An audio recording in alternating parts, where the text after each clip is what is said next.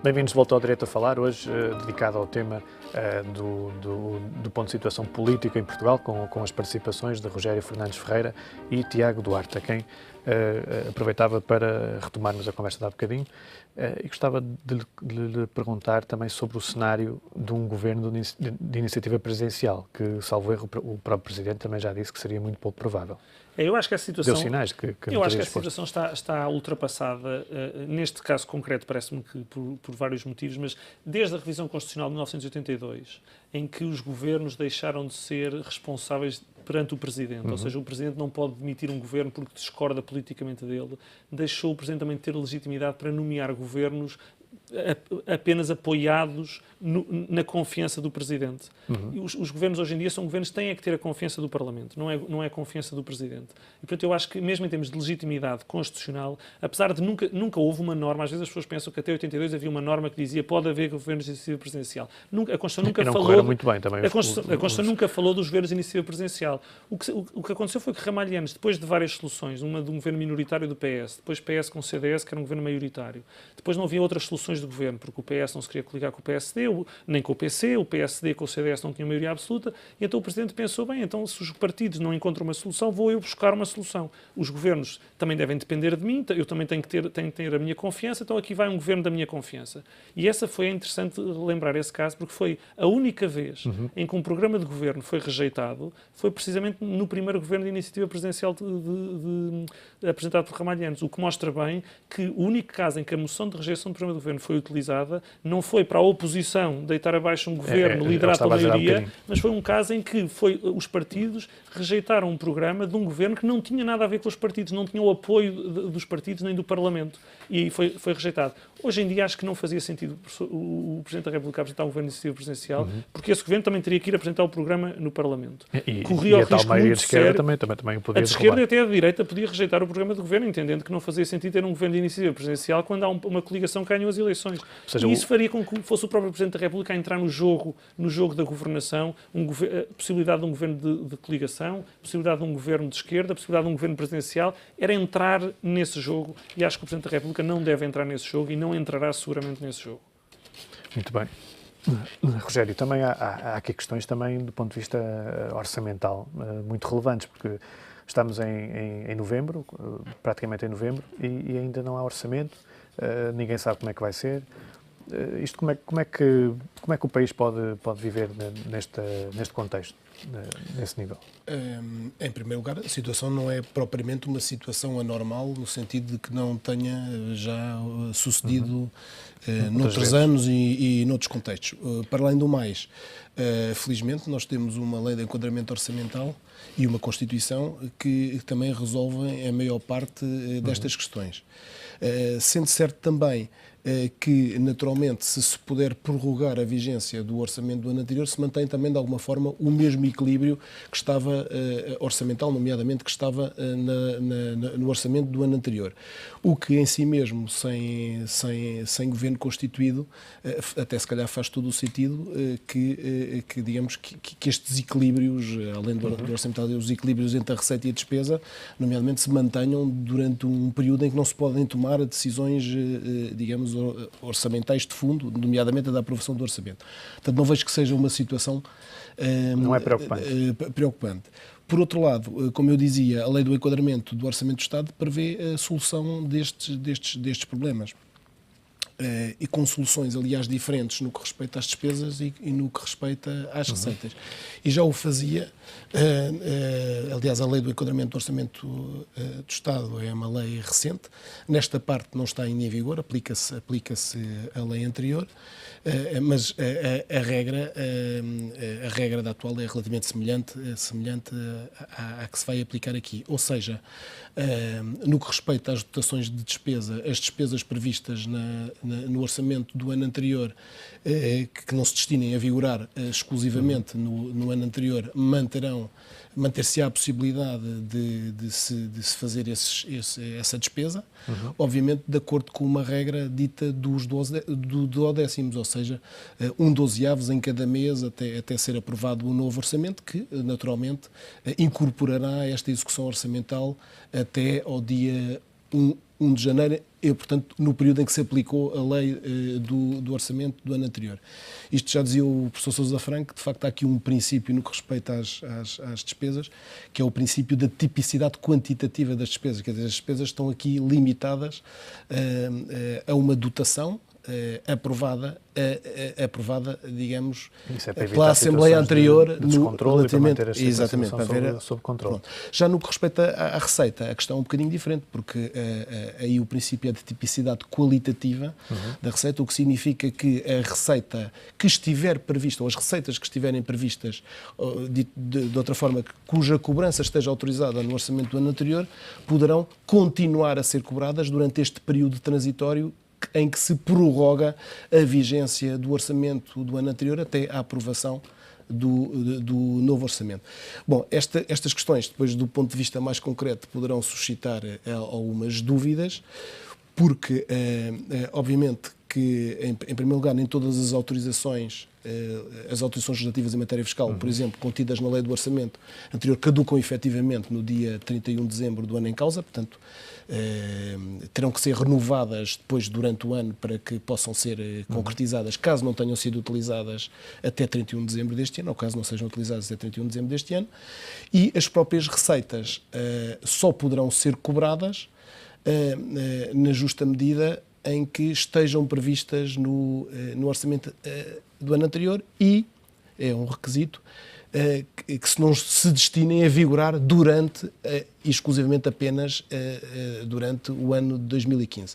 Obviamente, neste capítulo vamos ter a generalidade dos impostos periódicos que continuarão a poder ser cobrados. De outra maneira, não se poderia fazer as despesas também, não é? Nomeadamente o IRS, o IMI, o IMT, etc. Não sei quantos. Aqui as dúvidas que se vão colocar provavelmente vai ser ao nível de algumas receitas que não se sabe bem, ou não se percebe bem, ou não se percebe pelo menos imediatamente qual é que é o período de vigência das mesmas. Estou-me aqui a referir, nomeadamente, às chamadas contribuições extraordinárias, algumas das quais até perderam, pelo menos do ponto de vista jurídico ou legislativo, perderam até essa designação. É o caso da sobretaxa, por exemplo. Obviamente que se vai suscitar a dúvida sobre se ela pode ou não pode ser cobrada durante o período em que não está em vigor o orçamento do ano seguinte. O que é certo, e agora concretizando um pouco nas receitas, o que é certo é que esta sobretaxa dita extraordinária, ela foi só extraordinária do ponto de vista político, porque do ponto de vista jurídico, a distinção que nós aqui temos é que temos uma previsão inicial no próprio Código do IRS e depois temos a sua previsão ao longo de várias leis orçamentais, mas sem que a lei do orçamento explicitasse que se destinava a vigorar durante o ano que estava em causa.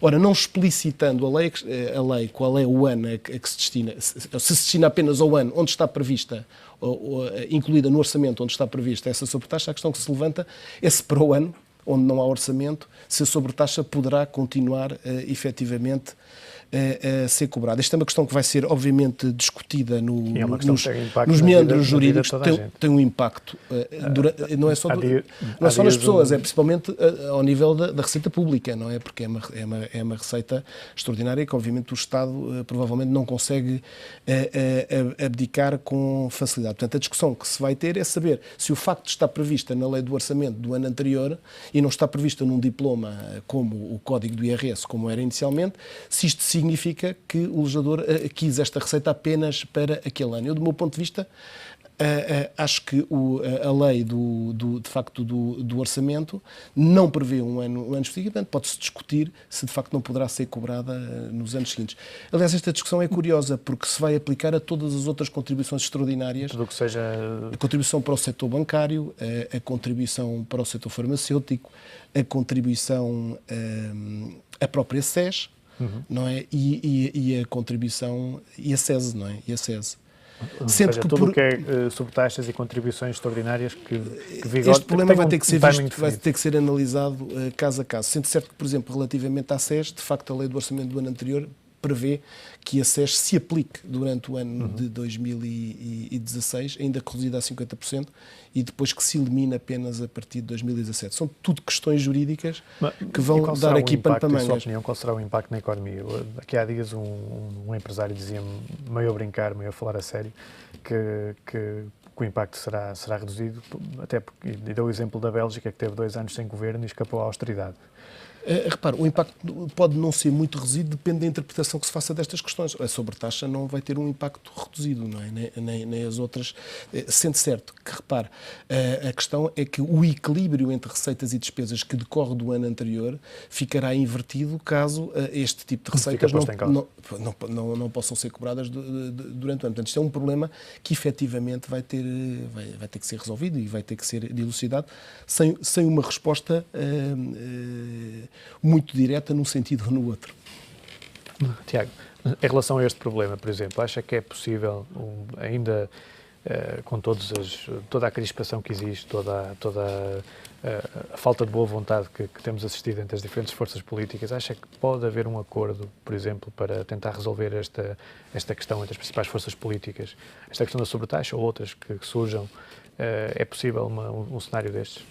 Acho que as coisas começam a ficar cada vez mais difíceis, porque as relações pessoais e as declarações públicas estão a um determinado nível que depois qualquer passo no sentido de restabelecer o que seria uma relação cordata e focada no interesse público seria lida e seria utilizada como uma cedência, um recuo, portanto, é bom que se comece a pensar nisso logo no início, porque depois quando chega como um carrinho que vai sem travões e já vai a meio da descida. Quando já vai a meio da descida já é muito difícil dizer vamos tentar travar e dar a volta. Isso tinha que se ter pensado logo no início, quando ainda ia devagarinho a iniciar a sua descida. E, portanto, eu acho que neste momento parece-me que as relações do Partido Socialista e o PSD, ou a coligação, estão num nível que dificilmente permitirá grandes consensos. Agora, tudo dependerá também saber qual é que é o consenso que o Partido Socialista tem com o Partido Comunista e com o Bloco de Esquerda. Porque a verdade é que ainda ninguém viu acordo, nem ninguém nunca viu os 3 partidos sentados à mesma mesa. Nem sequer isso foi visto ainda. António Costa devia divulgar o acordo que antes de qualquer solução governativa, esse acordo devia ser conhecido? Eu acho que esse acordo terá de ser conhecido pelo Sr. Presidente da República antes do Sr. Presidente da República decidir o que é que vai fazer. Mas eu digo conhecido por toda a gente, ou seja, divulgado publicamente. Eu acho que acabará por ser conhecido mais cedo ou mais tarde e será sempre antes do Presidente da República tomar qualquer decisão sobre a matéria. Agora, não sei que acordo é que existe e se esse acordo é um acordo de curto prazo ou se é um acordo, de facto, para uma legislatura. E se é um acordo em que... sobretudo, o que me intriga mais é saber qual é que vai ser o eleitorado que se vai sentir defraudado. É o eleitorado do Partido Socialista que vai se sentir defraudado, porque vai haver nesse acordo e nesse programa uma série de medidas do Partido Comunista e do Bloco que os eleitores do Partido Socialista rejeitam, ou é o eleitorado do Partido Comunista e do Bloco que se vai sentir defraudado por ver que as bandeiras essenciais desses partidos estão a ser postas em causa por causa desse acordo. É porque fala-se muito de que o Partido Comunista e o Bloco de Esquerda representam 1 milhão de eleitores, mas representam 1 milhão de eleitores com aquelas bandeiras. E, portanto, também acho que esse 1 milhão de eleitores não deve ser defraudado se esses partidos agora abandonarem essas bandeiras para assinar um acordo com o Partido Socialista. E, portanto, à esquerda também ainda há muitas nuvens para até se perceber o que é que dali pode vir. Há um cronista bastante conhecido, que é o João Miguel Tavares, que é cronista do Público, que escreveu há algumas semanas que o PCP e o Bloco têm de passar a ter também o privilégio de poderem mentir aos seus eleitores.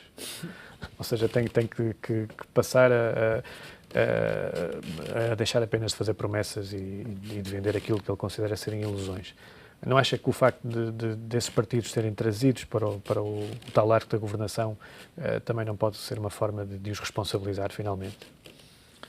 Eu sinceramente acho que um acordo que junta o Partido Socialista, o Partido Comunista e o Bloco de Esquerda é um acordo que me lembra o que às vezes se diz, em jeito de brincadeira, dos submarinos. Até pode flutuar, mas está feito para afundar. E eu acho que está feito para afundar na perspectiva de que os programas não têm apenas pormenores de conciliação. É como dizia o Rogério muito bem, entre o programa da coligação e do Partido Socialista, claro que há diferenças, mas são diferenças conciliáveis. E aquilo que fosse o ajuste dos programas um com o outro não defraudava grandes bandeiras nem num bloco de coligação, nem do outro bloco Partido Socialista. Agora, conciliar os programas daqueles três partidos não são pormenores. E por isso é que em 41 anos não foi a primeira vez que um líder do Partido Socialista se lembrou e se fizéssemos uma coligação à nossa esquerda. Há 40 anos que o Partido Socialista sonha com a possibilidade de fazer uma coligação à esquerda e há 40 anos que acorda percebendo que esse sonho é um sonho inviável.